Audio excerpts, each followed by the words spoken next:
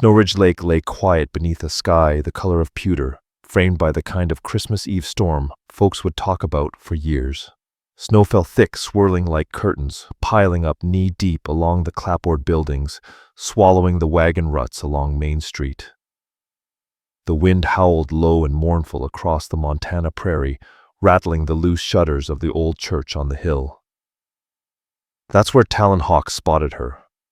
He had just finished tying a bundle of firewood to his saddle, when his eyes caught sight of a small figure, hunched on the stone steps of the church nearly buried in the snowdrifts.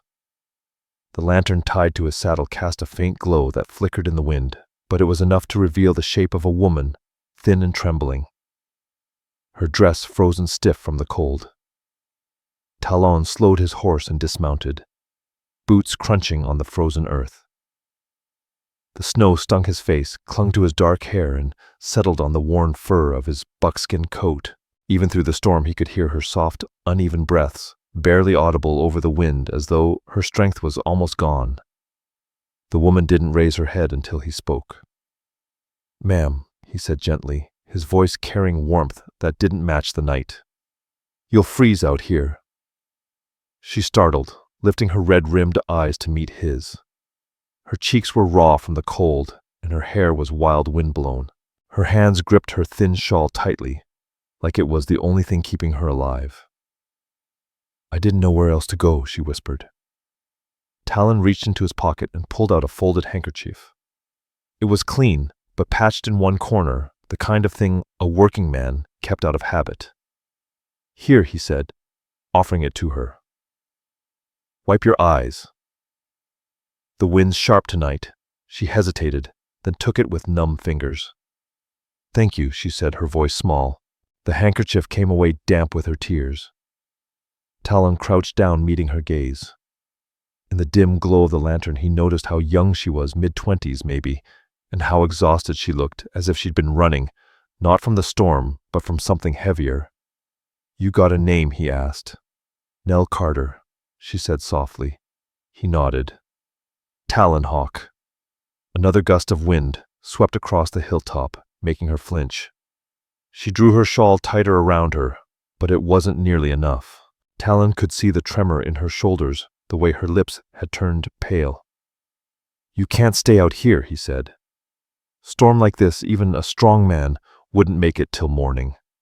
My place ain't far. Come with me." She blinked, looking uncertain, almost afraid. "I don't know you." "That's true," Talon replied. "But you don't got much choice tonight. I ain't about to leave someone to freeze on a church step, not on Christmas Eve." There was no boast in his voice, only simple conviction. Something in the steadiness of his tone made her believe him, just a little. After a long, shaky breath, she nodded. "All right." Talon helped her to her feet, steadying her as she swayed. When she stepped closer to his horse, he noticed she limped slightly, as if she'd walked a long way on blistered feet. She tried to mount herself, but her legs buckled. "Easy," he murmured. He lifted her gently into the saddle, careful not to startle her, then swung up behind her. She sat stiffly shivering. "Lean back some," Talon said. "Once we get moving, the cold'll bite worse." She hesitated again, but with visible reluctance, she leaned back until her shoulders brushed his chest. "That's it," he murmured. "Now hold on." She wrapped her arms around him, and a soft sound, almost a sob, escaped her. Talon clicked his tongue and urged the horse forward into the storm. They rode through the white shadows in silence for several minutes, the wind tugging at their coats, the lantern swinging with each step of the horse. Snow clung to Nell's hair like scattered pearls. Talon felt her trembling ease slightly as she settled against him. After a while, she spoke in a small voice. "You're the first man who's ever made me feel safe." Talon didn't answer right away. He wasn't used to hearing words like that, not from anyone, and certainly not from a stranger, half frozen on a church step. But he heard the pain beneath her confession, and it tightened something in his chest. "Well," he said, "finally, you're under my roof tonight. I'll see you stay safe." The trail sloped downward toward a cluster of cottonwoods, their branches heavy with snow. A faint yellow glow shone from a cabin window ahead, warm and steady, welcoming. "That's home," Talon said. When they reached the cabin, the door opened before he could knock. A stocky older woman stepped out, apron dusted with flour, eyes widening at the sight of the stranger. "Talon." "Who's this child frozen half to death?" "Found her at the church," he answered. "She needs warmth and a place to rest." Nell was helped down, ushered inside, wrapped in a quilt, and set near the stove where a pot of stew simmered. The room smelled of pine yeast bread and wood smoke, the scent of a lived-in home. Talon Hawk's 8-year-old son, Zeke, peeked around his grandmother's skirt, his eyes lighting up. "Pa, did you bring us a Christmas angel?" Nell Carter flushed, embarrassed. "No, sweetheart. I'm just staying for the night." Talon cleared his throat, a little flustered by the child's blunt innocence. "She'll be in your room tonight, son. You can take the cot by the stove."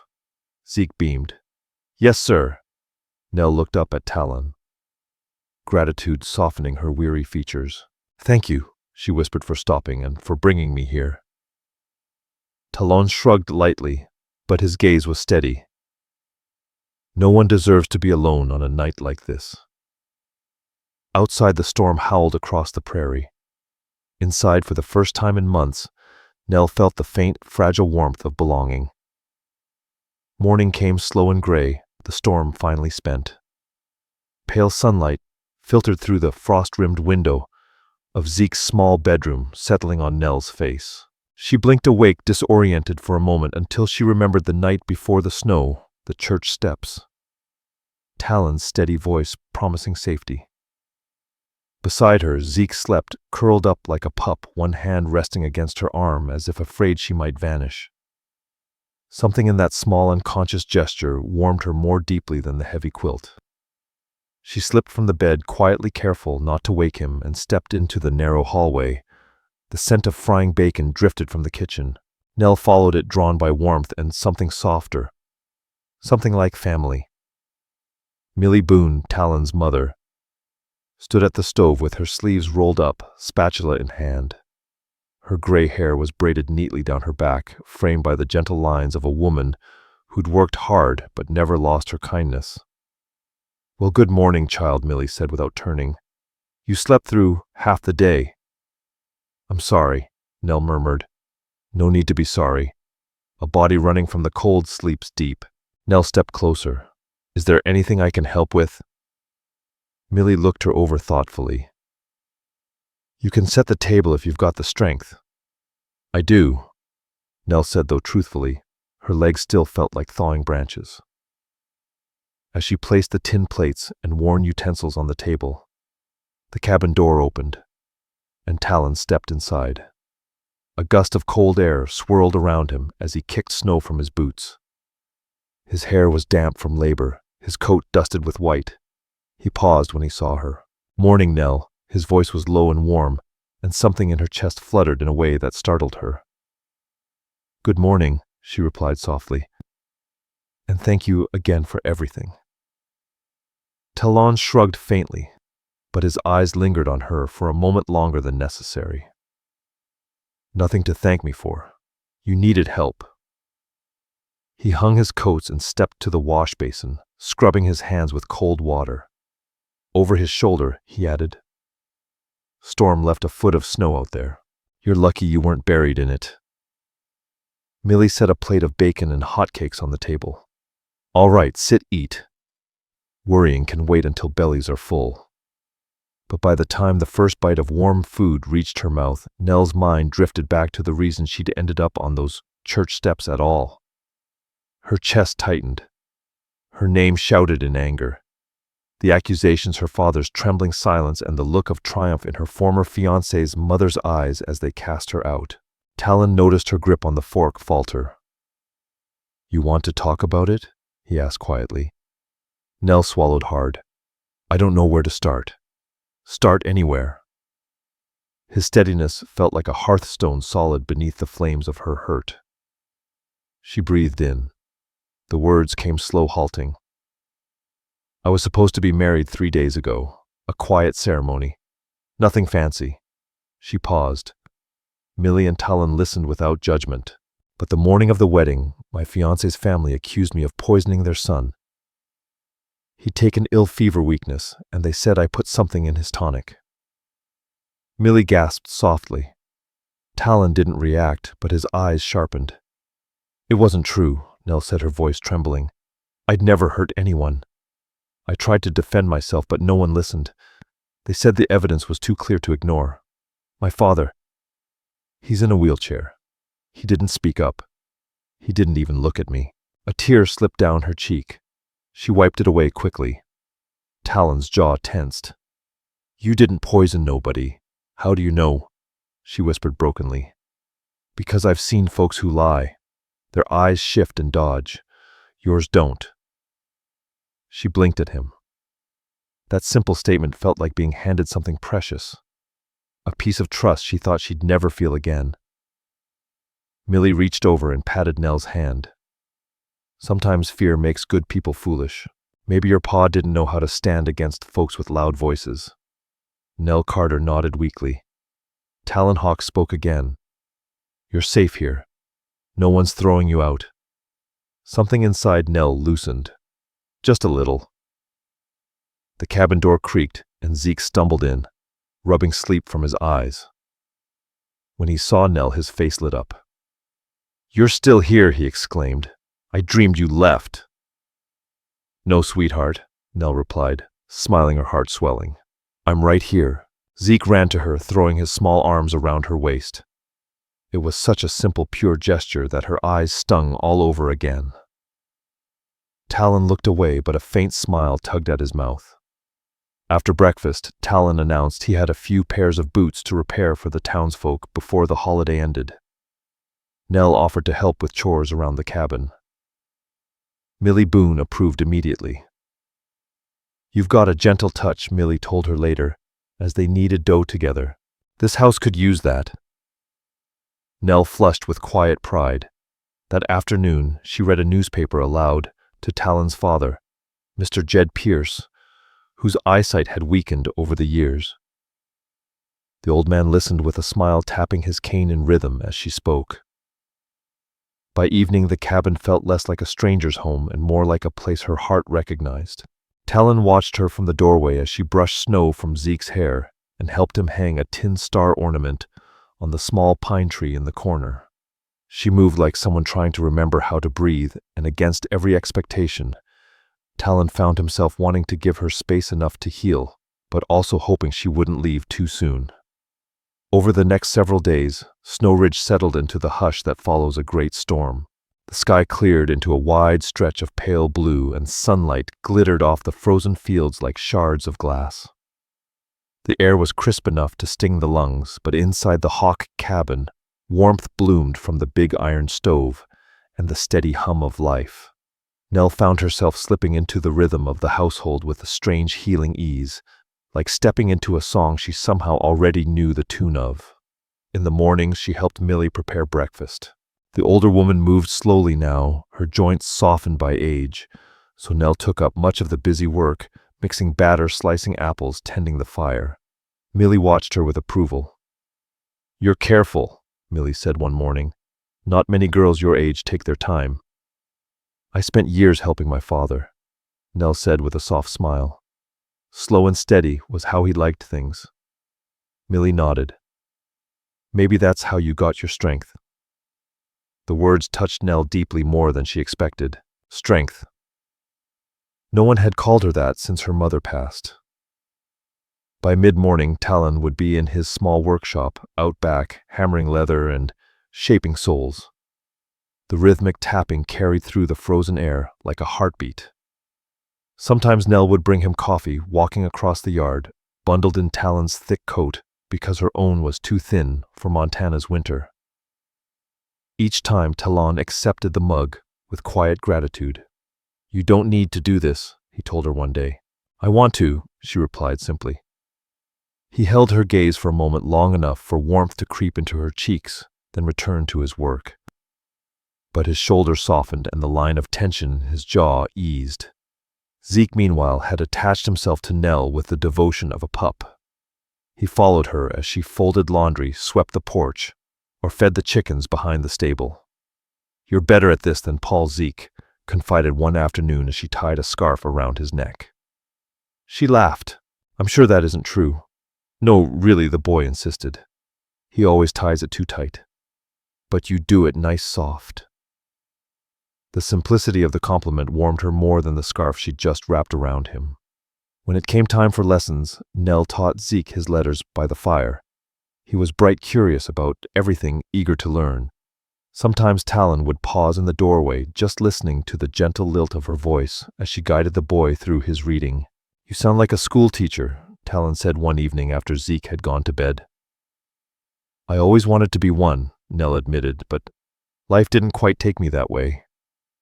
Talon studied her with a softness she wasn't ready for. Maybe life still might. Her breath caught. But before she could respond, the cabin door opened and the late winter light spilled in, revealing Vera Wells. She stepped inside without waiting for an invitation, stamping snow from her boots. Her blonde curls peeked from beneath her wool cap, and her eyes, sharp and flicking immediately, found Nell. "Oh," she said with false surprise, one hand resting dramatically on her chest. "Didn't know you had company, Talon." Her smile didn't reach her eyes. Talon's expression cooled. "You need something?" he asked.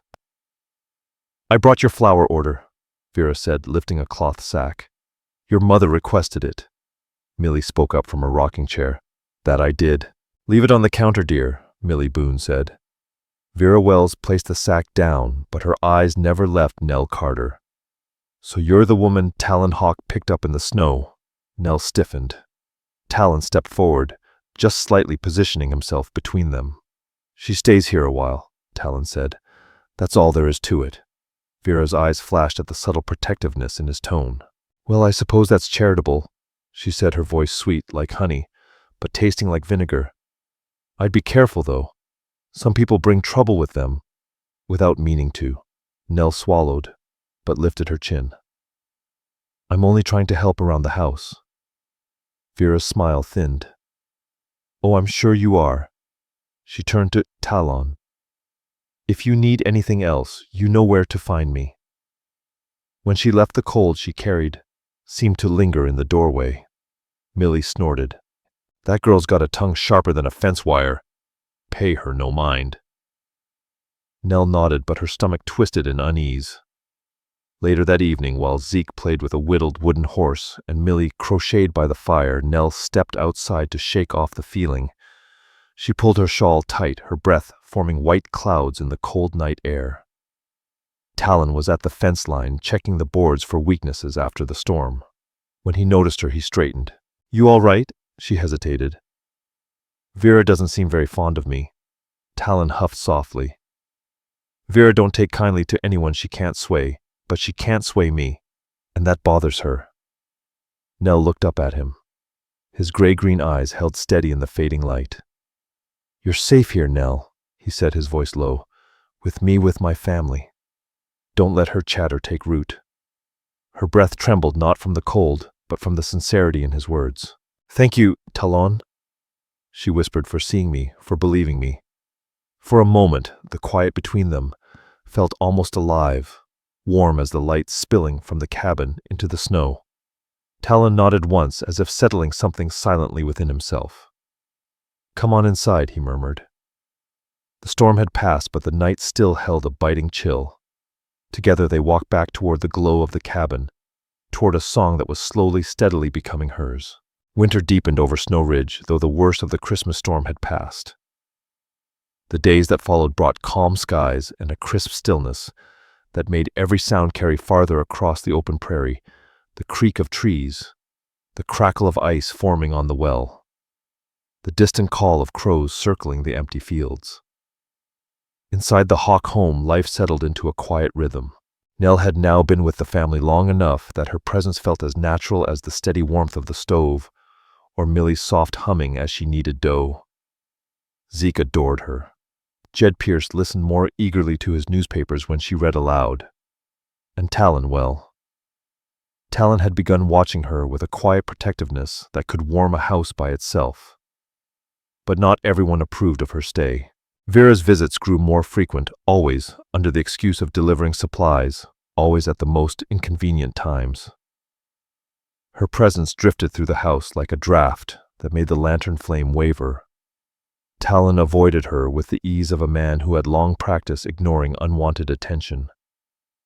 But Nell felt every icy glance, every sweetened insult hidden beneath polite words. She tried to shake it off, but that old hurt, the feeling of being falsely accused cast aside, lingered like a bruise beneath her ribs. Vera knew just where to press. One late afternoon, while Talon repaired a pair of ranch boots in his workshop and Millie prepared supper, Nell went out back to gather eggs. The air was sharp enough to nip her fingers, but she welcomed the quiet. The yard lay peaceful beneath a layer of fresh snow, save for the thin trail of prints leading to the stable where Zeke loved to play with the young animals. At that thought, Nell felt a flicker of worry. "Zeke," she called gently as she approached the stable door. Her voice echoed. Inside, she found the boy sitting on a barrel, beside the cold stall, rubbing the animal's neck with the affectionate stubbornness only an 8-year-old could muster. His cheeks were flushed with excitement and cold. "Sweetheart," she said, kneeling beside him, "it's getting chilly. You shouldn't stay here so long." He smiled sheepishly. "Just wanted to see him one more time before supper." Nell pulled him close, wrapping her shawl around him, to warm his tiny frame. "All right, but let's get you inside." As she guided him toward the house, her gaze drifted back to the stall. Something didn't feel right. A faint whistle of wind pushed through the far wall. Nell frowned. The stable was usually sheltered from the harsh northern gusts. Talon always made sure the wooden panels were tightly secured during winter. But now one of the side shutters hung open a few inches, swaying gently, creaking every time a cold blast slipped through. She stepped closer, touching the loose board. The nails hadn't fallen out. They had been pulled. Her stomach tightened, but she said nothing. Nell Carter closed the shutter firmly, then hurried after Zeke. That night, long after supper had been cleared away and the house had quieted, Zeke's soft whimper cut through the stillness. Nell was at his bedside in moments. The boy lay curled under quilts, his skin hot as a stove. His breaths were ragged and shallow, his lips dry, his cheeks flushed deep red.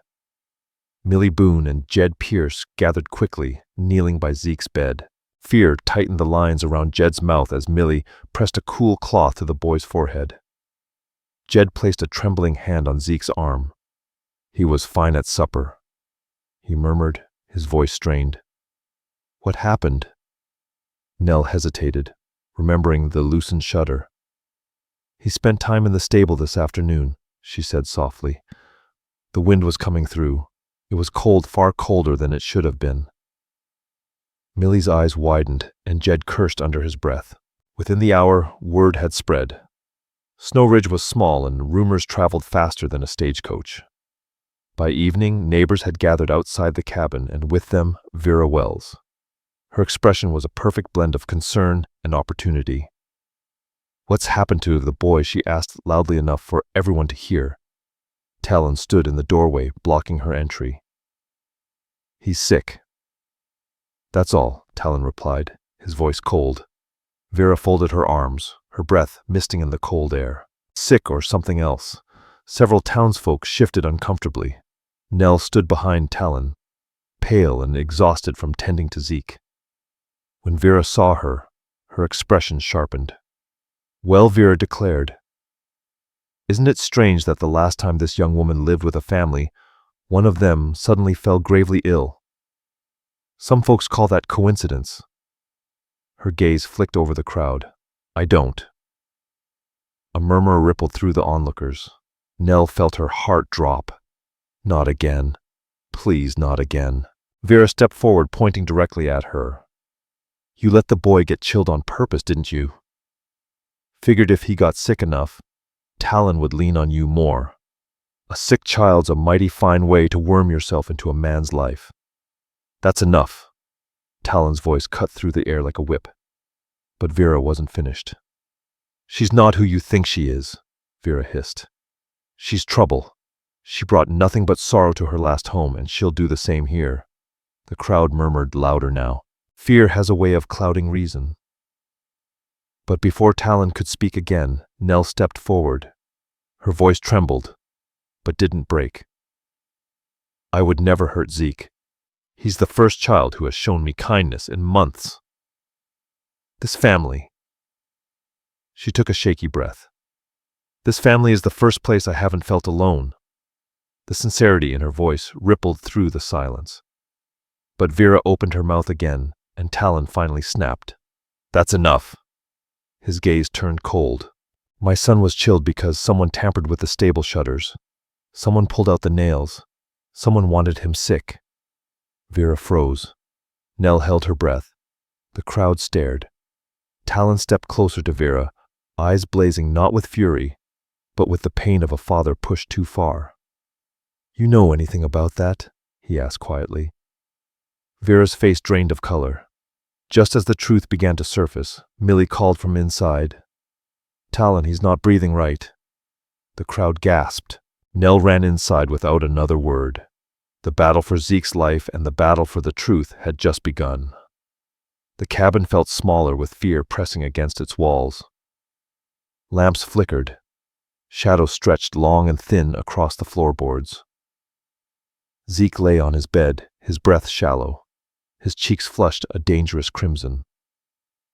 Every exhale rattled in his chest like winter wind forcing its way through a broken window.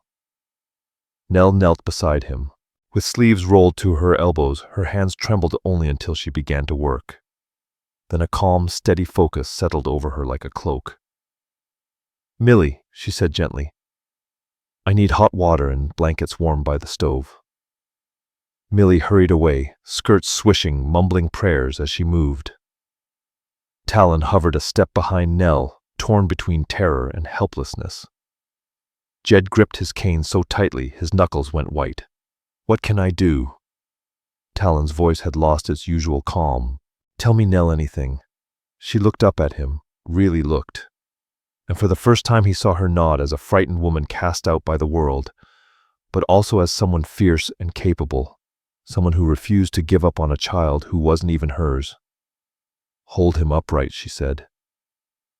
Talon Hawk's grip tightened around Zeke as he moved with the speed and precision of a father who had long given up everything for the sake of his boy. Zeke's head rested against Talon's chest, his tiny breaths wheezing out in uneven, desperate gasps. Nell Carter crushed dried ginger and peppermint leaves she had brought in her small satchel, the last remnants of her old life. She mixed the herbs with boiling water, filling the cabin with their sharp, comforting scent. This will open his chest, she whispered, holding the steaming cloth near Zeke's face, fanning the vapor gently. The boy whimpered weakly. Talon's hold tightened further. It's all right, son, he murmured, his voice thick with emotion. Outside, the wind howled like a ghost, rattling the window panes and filling the air with a lonely, hollow sound. Through the open doorway, the murmuring crowd outside shifted uneasily, their whispers drifting into the room like smoke. Wasn't she the one accused back east? Maybe she brought bad luck with her. The voice was unmistakably Vera Wells, her words cutting through the tension. Talon's eyes flashed with fury, but he caught Vera's sleeve as she stepped forward. Don't, Nell whispered, her voice soft but firm. He needs you here, not out there. Talon swallowed his anger, his jaw tightening, and stayed by her side. Millie Boone returned with armfuls of warm quilts. Nell wrapped them around Zeke's small frame, careful but firm, trapping the heat close. She worked with the steady hands of someone who'd once cared for a sick parent, someone who knew the price of waiting too long. Minutes stretched out like hours. The cabin grew hotter, the only sounds being Zeke's strained breaths and the crackling of the stove. Finally, the boy coughed a harsh scraping sound that bent him forward. Nell supported him, rubbing his back in steady circles. Good, she urged softly. Let it out, Zeke. Come on, sweetheart. He coughed again, this time stronger. His breathing, though still uneven, loosened. Air moved through his chest with less struggle. Talon let out a shaky breath, his forehead pressing against the back of his son's head. "Thank God," Talon murmured. "Thank God."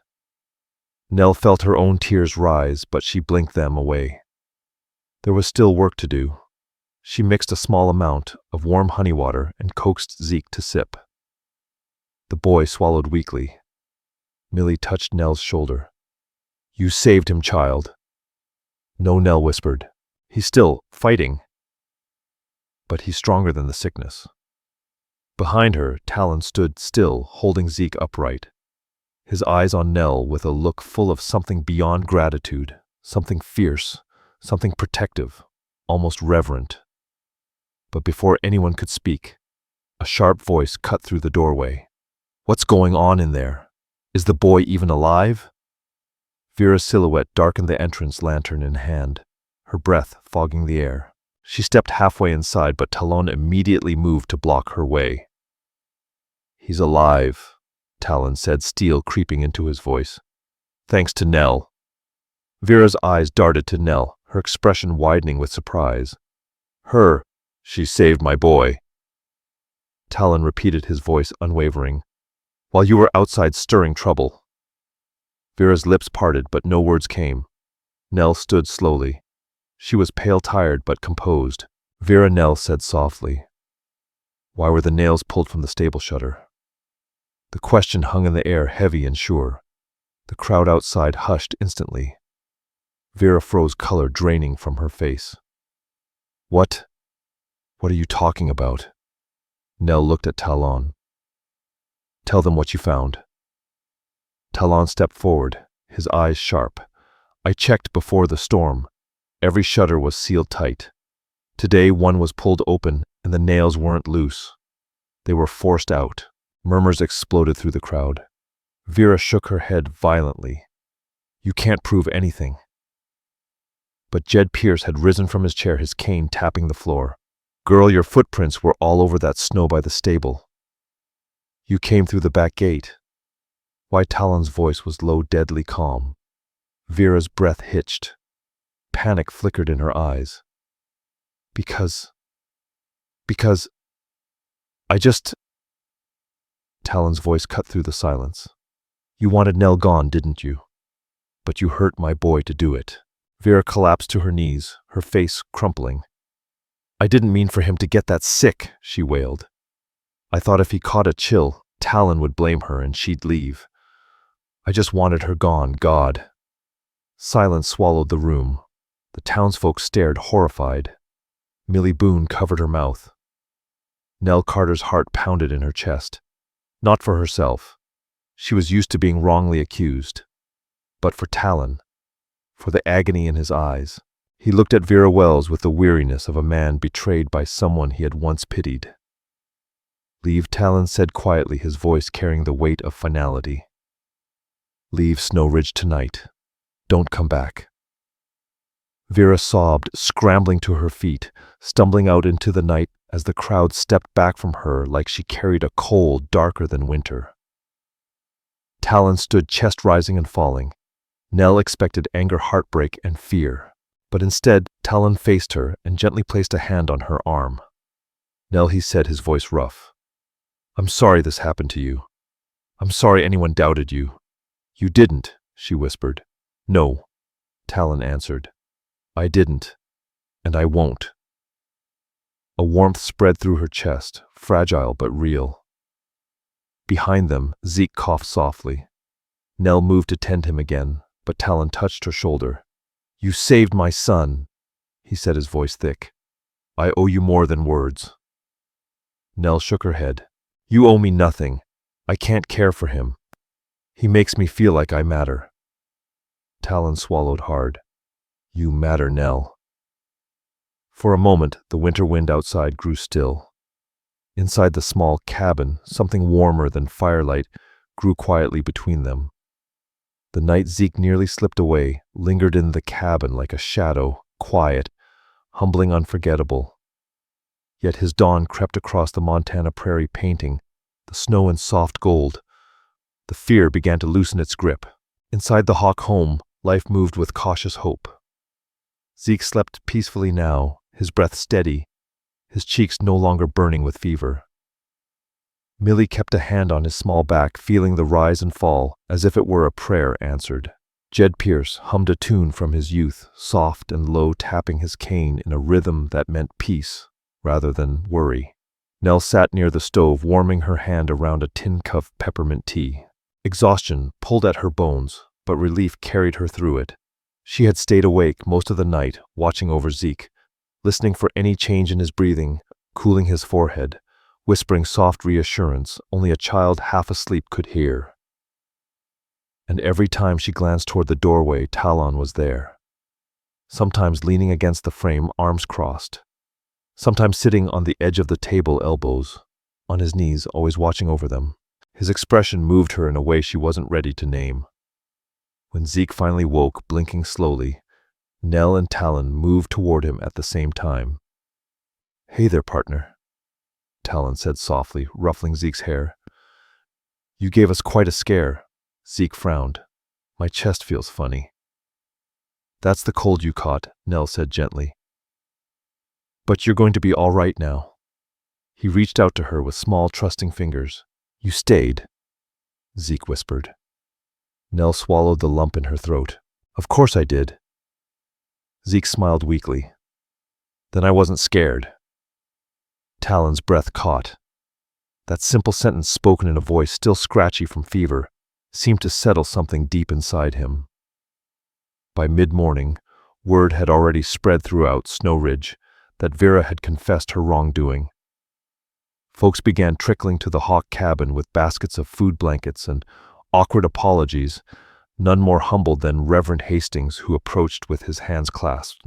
"Nell," he said gently, "we've wronged you, and I hope you'll forgive our haste. Fear makes fools of good people." Nell didn't want to cause division. Snow Ridge might someday be her home if she could dare to believe in such a thing. So she smiled softly. "There's nothing to forgive." Talon, standing beside her, felt pride swell in his chest. But as the townsfolk dispersed, their boots crunching through the fresh snow, Talon lingered near her. "You didn't have to forgive them," he murmured. "Maybe they needed it," she replied quietly, "and maybe I did too." Talon studied her with that quiet, steady attention she was beginning to crave. "You've got more strength than most folks I know." Her cheeks warmed. "I only did what I had to. That's what makes you strong." As afternoon light softened into the rose gold of early winter evening, Millie insisted she take a rest. "You'll fall over if you don't," she scolded gently. "Get off your feet, child." Nell obeyed, settling on to the old love seat near the hearth. The fire crackled softly. Shadows danced across the wooden walls. Outside, the wind had calmed, brushing gently against the cabin like a lullaby instead of a threat. Nell closed her eyes for a moment. When she opened them, Talon was lowering himself into the chair beside her. Neither of them spoke right away. The room was quiet, the crackling fire casting a soft glow across their faces. Finally, Talon Hawk broke the silence. "I've been thinking." Nell Carter's heart gave a small, curious lurch. "About what?" He leaned forward, his elbows on his knees, hands clasped. A man searching for the right words in a world where he'd spent years speaking only when necessary. "About what you've brought into this home," he said quietly, his voice steady. "Not just caring for Zeke, not just saving him." He paused, his eyes meeting hers with a tenderness that made her breath catch. "You've brought light back into this place. Into me."